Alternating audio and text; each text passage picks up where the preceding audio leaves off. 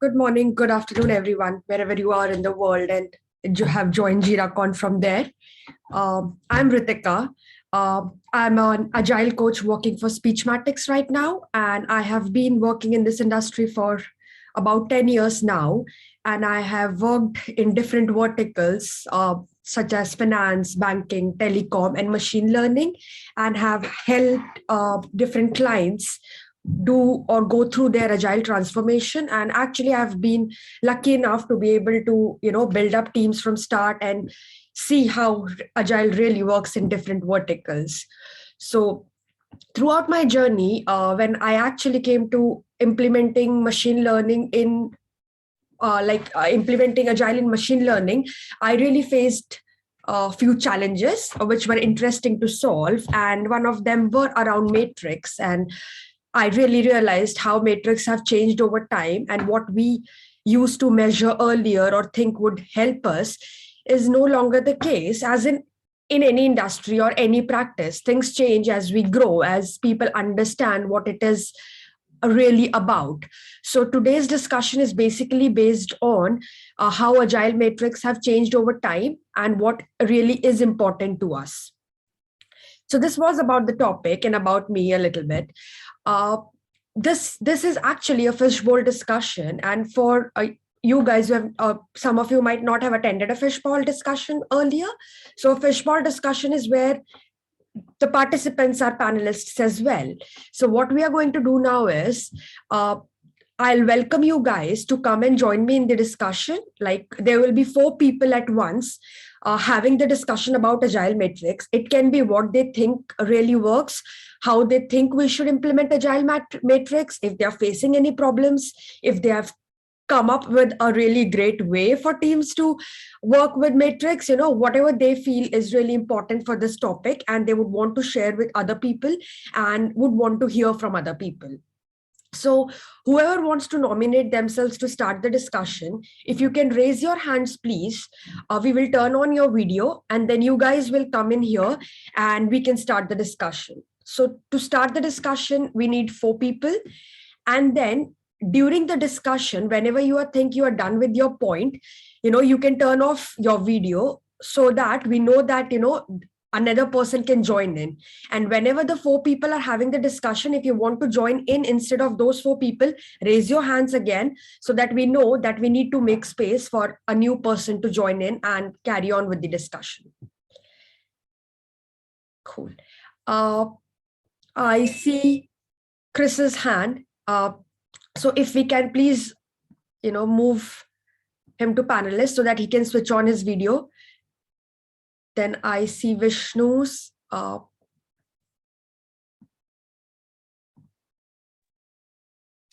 Ritika. Chris. Hi, how are you doing? Very well, thank you. How are you? Doing good as well, thank you. That's good. Who else is going to join us? Come on, guys. Space for 2 more. Yeah, and ideally, hi, Sajid. Hey, Ritika. Hey, Chris. Hi. Hey, Sajid. Nice to meet you. Same here. Okay, we need 1 more person to start the discussion.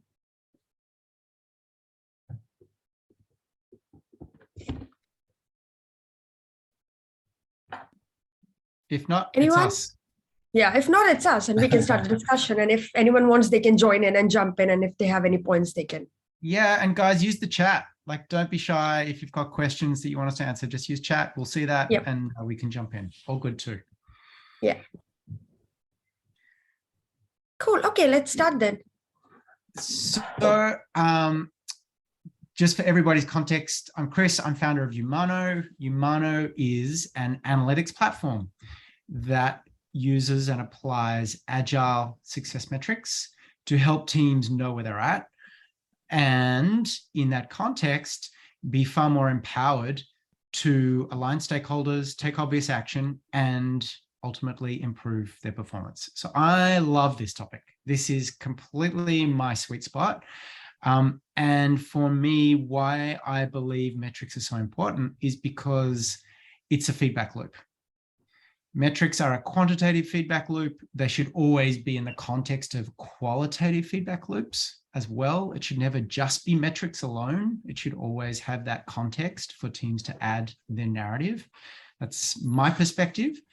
But Sajid, I'd love to hear how you currently use metrics, if at all, and what your team's perspective is on either the quant or the qual. So I actually have I'm actually split right in the middle on this. So coming from a process background, then being in tools for quite a while, I've kind of, have my feet on both ships right now. I'm a person that believes that there is no one size fits all. There are teams for whom quantitative approach works perfectly and qualitative just fails and crashes and burns. And I've worked with teams on the other side of the spectrum as well. So been an agile practitioner and project management guy for around 10, 12 years now, but I still feel like I know nothing when I go into any team to work with them. It depends on the team. It depends on the kind of bonding they have. It depends on what kind of people they are working together and what works for them. Like there's this word I probably, Chris, you would not understand, but Preeti and Ritika would know. There's this Hindi word called chust, which means to be as agile as possible. Like you're so fit and flexible. That's what any kind of maturity level when I look for matrices is.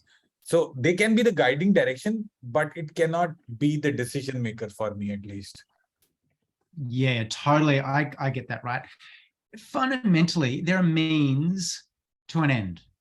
They're never the end in themselves. And I think this is it's really interesting. You made the point around, I'm going to reframe it as psychological safety, right? So yes. The extent to which the teams feel safe around the application of measures of performance, because measures can be quite threatening if they're applied in a way that undermines that psychological safety. And what I've observed in teams that do this really well are where in their team charter or somewhere really central to the way those teams work, they describe how they will and will not use metrics to support performance. And I think that's really important, that notion of setting some guardrails or boundaries around metrics. I think that's one thing that's really important. I think the other thing is we actively discourage comparison of metrics teams to team or individual to individual. If I have my metrics, that's my data, and that's important to me. And if I choose to share that with my leader, great. But my team's data reflects my team's really unique composition in terms of who we are, how we work. And it only reflects us as one unique entity. And so if you kind of take my cycle time and then compare that to the cycle time of another team, it absolutely makes no sense. What's your thoughts on that, Ritika? Yep. I mean, I completely agree with you, because what works for one will not work for other. And it's not really for comparison. It's for what really works best and what we are trying to achieve and what we are trying to work on, I guess, as in what is our goal, what really works for our team and what is our team looking for. And I think we have had this discussion earlier as well. And I always believe that metrics are for teams. It's not for us to report. It's not for us to tell them, this is how you are doing. This is what other team is doing. You should be there. No, it's for them to see how they can improve and how they can become high performing. So, this topic altogether, I see it in a very different way. Like in my mind, how metrics have changed over the year is forget about what we are measuring, but what we have to measure. Like now, I don't think you can tell team, or you should really tell team that this is what we are going to measure. Rather, ask what they want to measure, ask what they would like to see, which will help them to do their work better. So can I interject there? It's that instead of asking what they want to measure, ask what outcome they're trying to achieve. Yeah. So Exactly. is it speed? If it's But- speed, then there's a set of indicators that you can reflect on to understand and gauge your speed, but always start with the outcome, right? But Chris, do you think all team members will always want the same outcome? The outcome could mean different things for different people Well, in one it's project again, as well. but that's totally cool. Like, let's be very clear on a team goal sets an outcome that team wants to work toward, and there's indicators to track progress toward that goal. So that's cool on a team level. If an individual wants to set their own outcome or practice that relates to their goal, then similarly use their own metrics. So I think there's room for both, Sajid. I don't necessarily think that has to be crossing over. Okay, guys, I think I'll turn my video off and I'll let Preeti and Ashley to be in the conversation and you guys talk about it. Yeah. Okay. I just have a quick point, and this is coming from, I'm a marketer and project manager at heart, and something that I find really important that I think is very undermined in all different job roles and such is metrics in general. But, you know, and from a marketing perspective and project management, people are always like, you do this, or you make things look pretty, or what have you. But when I come in and I'm working with a company, one of the main things that I want to understand are, what are the overall goals of the company? What does that look like from an ROI, a profit standpoint? And then from there, for me specifically, I take that and really dive down into how those metrics from high above can be brought down into smaller goals and metrics for different teams, whether that's a sales team, whether that's a marketing team that's generating leads, whether that's nurturing the leads. And then from there, that helps set the individual team goals.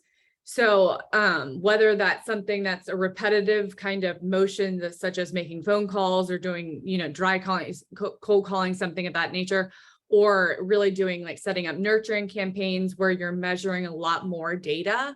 I think this is something that I'm really passionate about, and how you analyze and let that data, give that data. It kind of depends on who you're talking to at the company, who you're giving that data to. So I think it's important to know who your audience is. If I'm going to, you know, the president or CEO of a company, they're not going to necessarily care exactly, you know, all these specific metrics. They're going to want to know how much it costs for a lead, or how much, you know, how much did this overall project cost us, and what did we gain from that? And so I think that's kind of, from a qualitative standpoint, it's really just, that's how I make goals for the teams that I work on and work with, set them for myself. So yeah, that's just, I'm really passionate about metrics, and I don't think it's involved enough in what I do. That's awesome, Ashley. That's really cool. Preeti, did you have something to say? Yeah, Chris, I believe metrics are important in any role that you work, because I have come from a developer's background as well. So I understand how metrics function with respect to quality and quantity. Sometimes the team's perspective towards a goal is different, and one individual perspective is different. So if you get both, you know, like having a polls, or I could say some kind of data involvement in analyzing what an individual and what a team is thinking, and if they can both be balanced in the same same boat, then we would reach the deliverables can be achieved quickly for project scope. Yeah. Swimming the same direction, rowing the same direction. Yes. What I'm interested in also is the notion of metrics as they apply to what I think, Ashley, you're really talking about here with regard to directional goals and metrics that track progress toward those directional goals. What I'm also interested in is practice metrics. In other words, if the OKRs or the company goals are the what are the metrics around the how? Because for me, the how is so important to ensure that we progress at a pace that is sustainable, achievable, consistent, that doesn't prevent or provoke burnout or whatnot. Burnout, I was going to say. Yeah. And it's kind of like, so for me, it's kind of having this lens slightly on both, because it's all well and good to have these metrics that track outcome, deliverable, whatever. Correct. If you do that in a way that burns, totally unsustainable. Like, right. You're gonna. You think that it looks the same for everyone? No, I think it's really different. I think it's different for different disciplines too, right?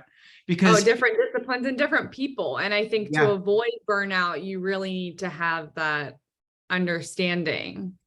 Yeah, totally. Yeah, I think on that point, like, as I said, like if we want to avoid the burnout and, if still want to achieve our OKRs, it cannot happen when we start involving teams in these discussions and not really set goals for them. So what, Ashley, you made a point about, having the matrix from up down and then getting it to teams, it is really a valid point, because we all are working for a company and we really need to understand where the company is going, right? And because we want to work in that direction.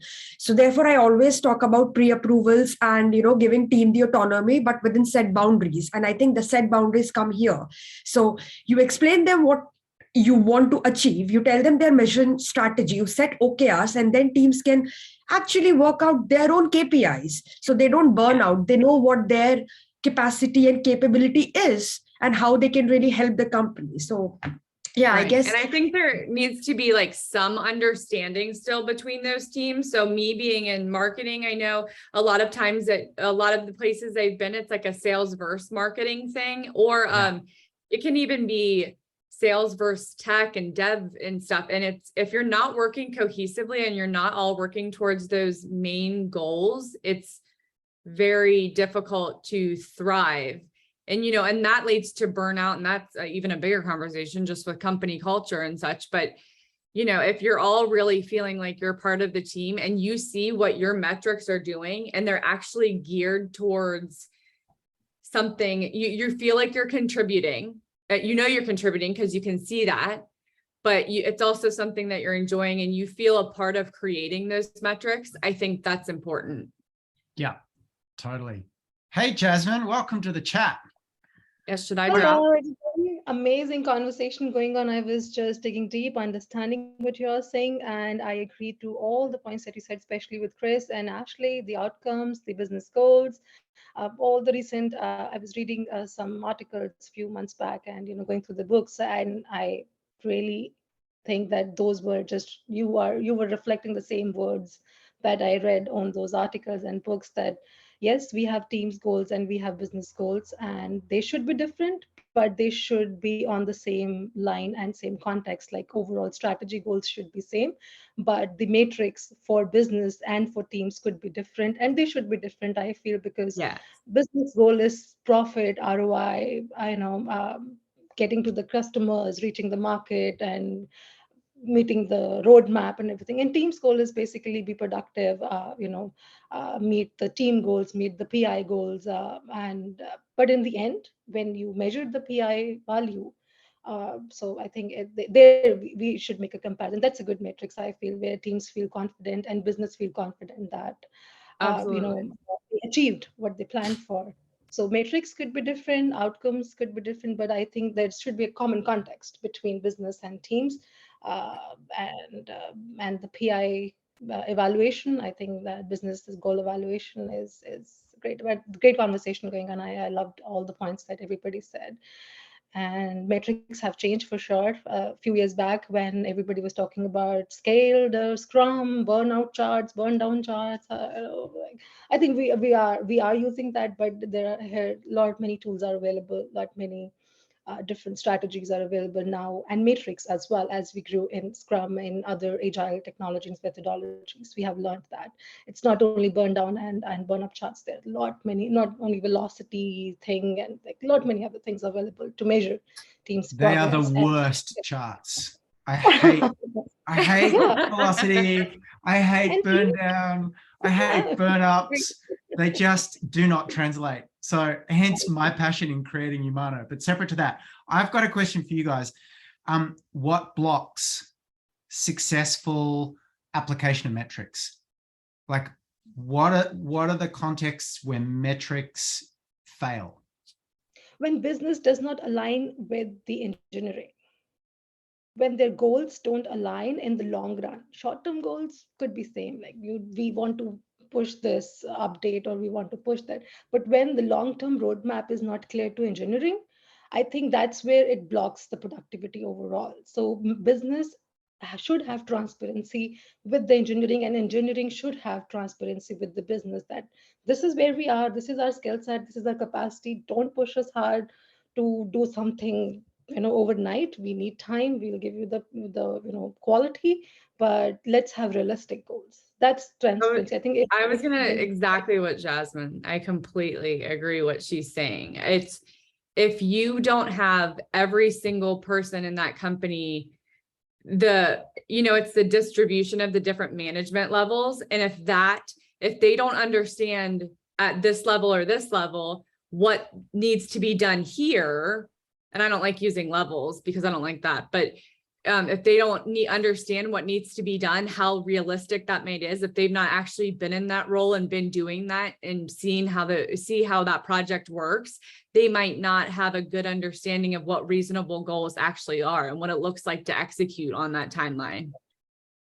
One of the examples I've seen is where metrics are used from an intention or a place of fear, and where fear drives the application of metric, which come down like a hammer, which set absolute, like you can just feel the ramifications, right? When when metrics are not framed, delivered, or shared in the context of growth. But when it comes from fear and panic, we're not hitting our numbers, we're not delivering as we said, like, well, I'm under pressure, why aren't you? Like that to me is a total disaster for the successful use of a signal that says whether we're on track or not. I think that's a massive blocker for me. So transparent. Fear can never be the best motivator, right? Like that. No way. I came from a company that just had like TV screens up, and the TV screens listed your name and whether or not you were hitting the goal. And let me just be completely transparent here. The goals were, you had a start, a regular and a stretch goal. And the goals were so unrealistic to even hit the start goal because management was so unaware of what it took to make those happen. Yeah. The company's since been bought out, but yes, like with the TVs all around you, and you can see who's hitting your goals and who's not hitting your goals. And that goes back to what we were saying before, like not everyone, even the same practices don't work for everyone. No. Doesn't. Yeah. So on the same example, like in one of my previous companies, I knew a friend of mine who worked in a team where their management was tracking how many times were they online on a specific chat application. And you know what those guys figured out? So like these kind of problems create innovation. And I've seen guys figure out. So that's the early days of Zoom wasn't in the picture. And like there was this other platform we used to use for screen sharing calls, and they would just book meetings between each other, and just because if you're on a meeting, then it not automatically lock your desktop. So they would book meetings with each other, go on screen sharing calls, and then go into a cafeteria or something and just watch a movie on phone or something. So people will find out ways to screw up your data, and their data showed that people are awful. Like Ritika says, psychological safe environment for a person like me with like anxiety. No. That's not how I operate. I can't operate like that. Yeah, it all. Well, how about you, Ritika? What have you seen?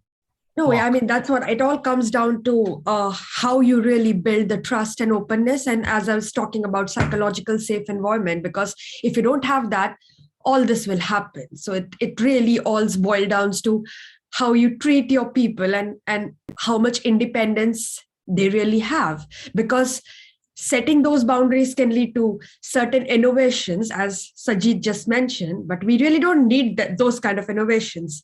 And letting them be free, and by celebrating failures, we set a different tone to innovations which we really need. So giving them that freedom will really help. But yeah, coming back to the matrix discussion, what do you guys think is really working well? Like, we have discussed what are the problems we are facing, but do we have any examples of, like, from you or anyone in the attendees, which they think, oh, they cracked this and this really worked for us, so that we can take away that positive thing and probably might try it out with our teams? So for my customers, where it works best is where they have, back to the point of setting a goal, if they're super clear on the outcome that they're trying to achieve. And so our Umano's metrics are all about practices, not about tracking progress to an OKR or an objective. It's about like a team performance profile. And we look at the practices, i.e. leading indicators, the behaviors that teams can tweak and refine to ultimately get great outcomes.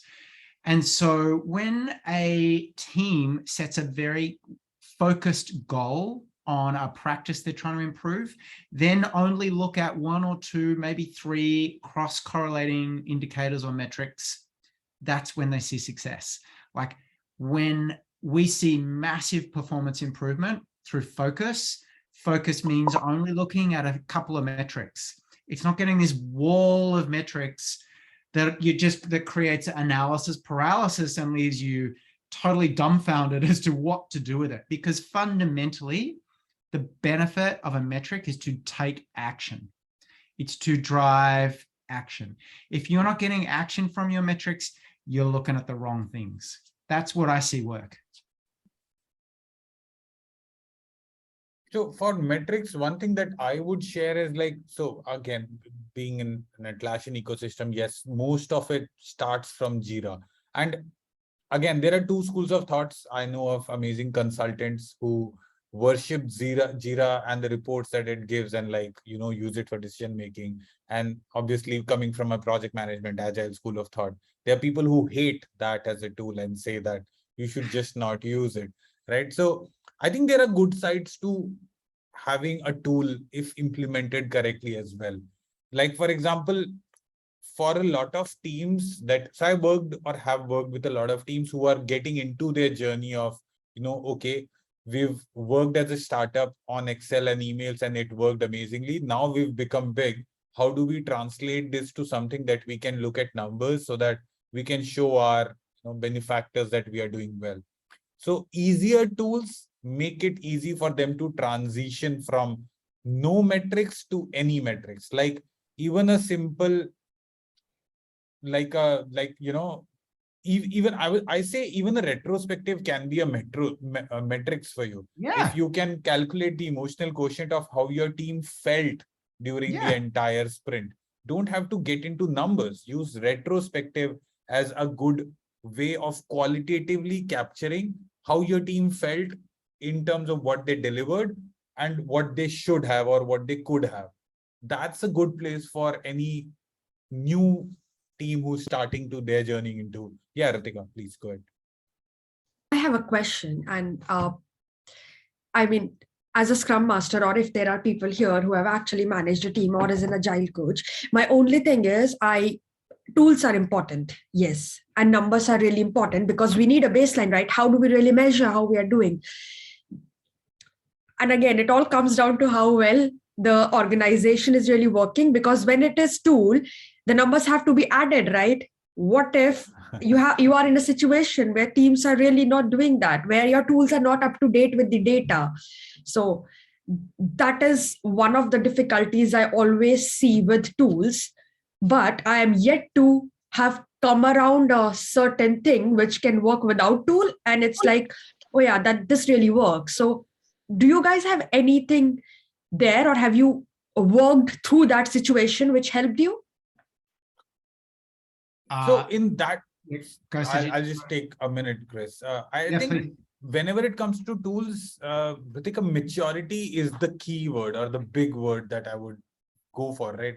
So Yeah. personal examples, like I worked with teams when we started reporting numbers to our leadership, they were obviously not very happy, because I believe in truth rather than showing how fancy the numbers were. And me and my team have got flack in the past for, hey, why are your numbers low? But on the other hand, the other scrum masters are delivering more stories. Like maybe their estimates are not right. I don't know. I am not judging the performance of my team's quality on the basis of that. But you're right, it happens.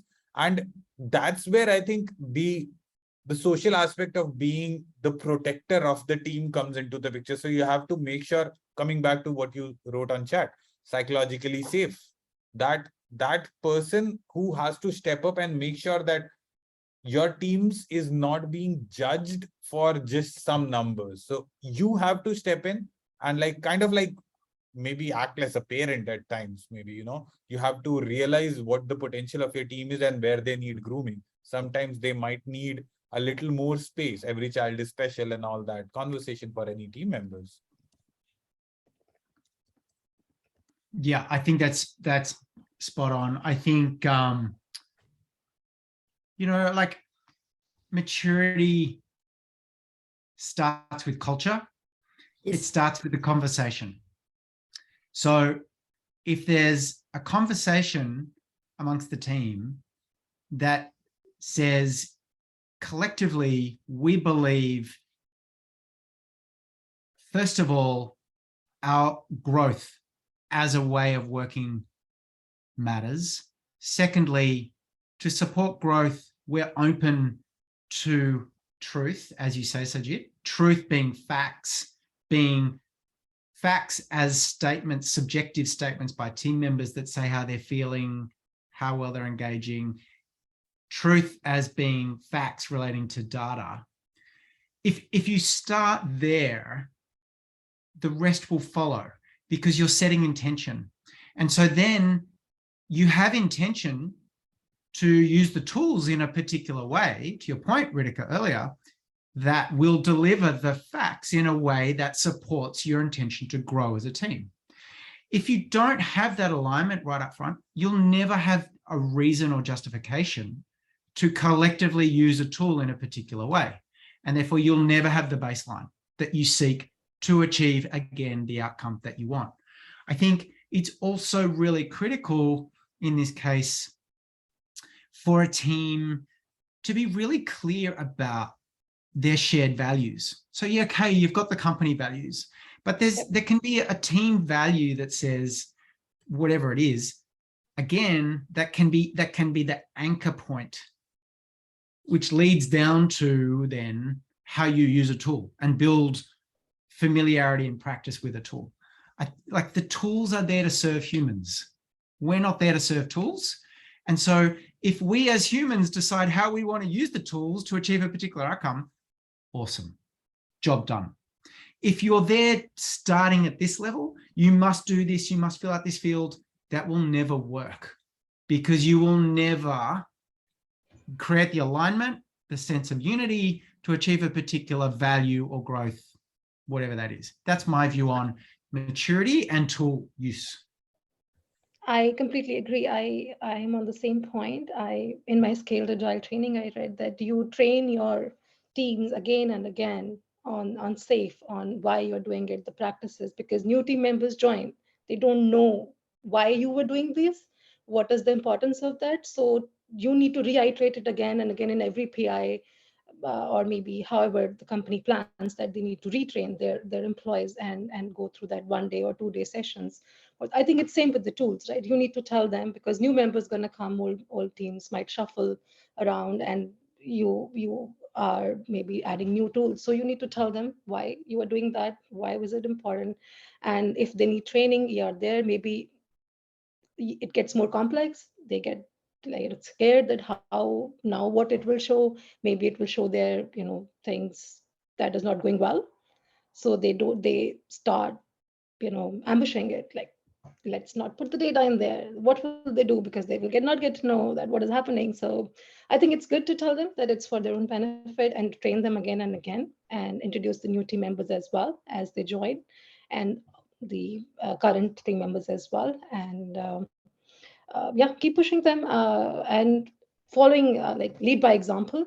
So if the managers are doing, if the leaders are doing, they will do it too. But if we are, slacking, they will do that too. They will, like, if you are not doing, why are you asking us to do that? So I feel it's always lead by example, especially project managers, scrum masters, product managers. Like, you need to be very active on Jira or whatever project management tool you're using. You need to be up to date with your numbers, so they will be following you. Because if you are a good or, what we say, an idle project manager, scrum master, product manager, they will love to follow you. It's all about what kind of leader you want to be. So I feel, yeah, that's my thought. Is there anyone from attendees or panelists who would want to bring out any other point?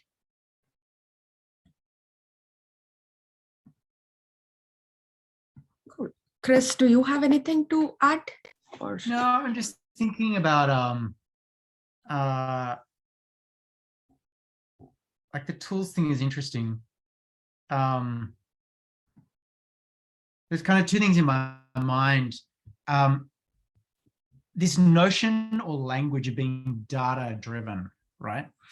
And the extent to which, again, culturally, being data driven is,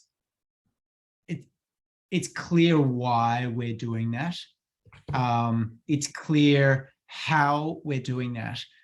And all of that, again, stems back from leadership and culture. And so if that's not set at the leadership level, I find, or I see companies really struggle, get traction in using metrics and applying metrics. And I think my perspective is actually most companies are not data driven. They say they are, but the reality is that they're not. And my litmus test on that is the extent to which teams have no idea what to measure, why they need to measure it, or what to do with it. Yeah, I think, to conclude the discussion, as we are running out of the time, I just want, I start from why. It's really important to understand why, why we are stepping into a transformation, why we are going into an organization, why an organization is doing what it is doing, and why we are trying to achieve certain things. Like, this is our team's goal, but why? How it really relates to the strategy the organization have, and then, how have a plan to go to why, because then you will know why we are measuring the data, and team will have something to compare on, something which motivates them to reach towards their goals. And it's really good to have that data points for them to be able to reflect and then recall and learn from those bits. So that's how I see it. But I think once they know the why, the how should be left to the team for them to come up with their own matrix and decide what really works for them.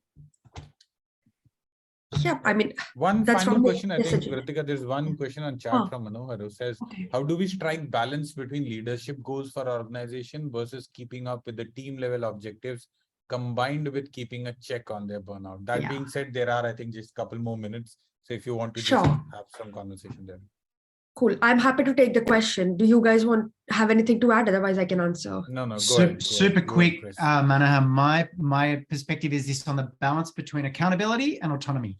And accountability are company-wide or group-wide guardrails that set some consistent ways of doing, behaving, performing. And then the autonomy is the team interpretation of how they want to do that within those guardrails so that they protect themselves from burnout. And if they have the autonomy through their own metrics around how they perform, they then are far more empowered and have control over pushing back on commitment, pushing back on, or making a case for resources or reprioritization.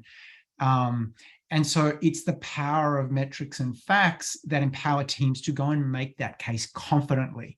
And until, as Ritika said, you have that baseline, it's very difficult to go and make an argument around, I need more support, I need more resource, this needs to be prioritized, whatever that might be.